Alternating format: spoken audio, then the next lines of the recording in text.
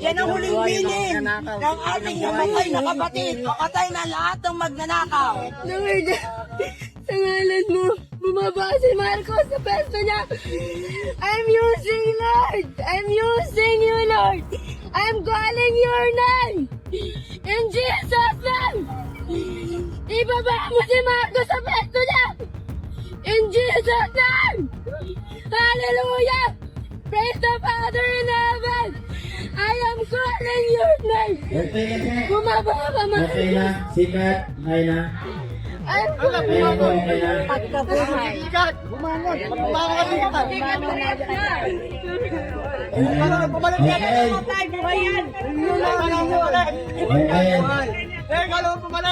Ay, sa akin. Ikaw na kumagap yan. Ikaw na naman.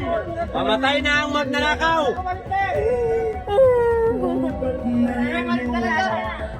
Sa panahon po ngayon, yan po ang masakit na katotohanan na ang demokrasya ay unti-unti pong pinapatay ng Administrasyong Marcos.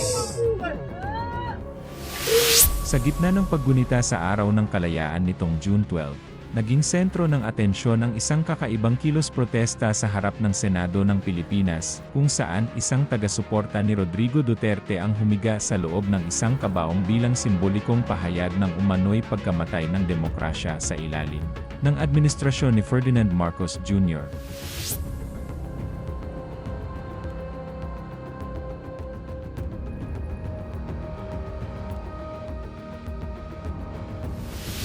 Ayon sa mga kalahok at organizer, ang kabaong ay nagsisilbing matinding representasyon ng kanilang paniniwala na unti-unti umanong nawawala ang kalayaan at katarungan sa bansa.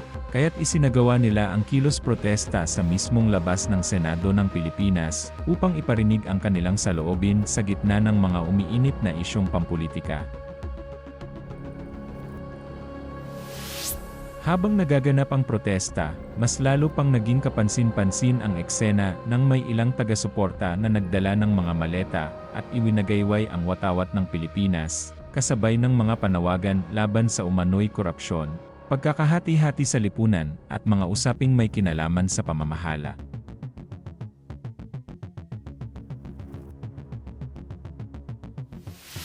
May ilan ding emosyonal na tagpo kung saan isang babae ang umiyak habang nananawagan para sa kanilang ipinaglalaban, na lalo pang nagdagdag ng bigat sa simbolikong mensahe ng kilos protesta.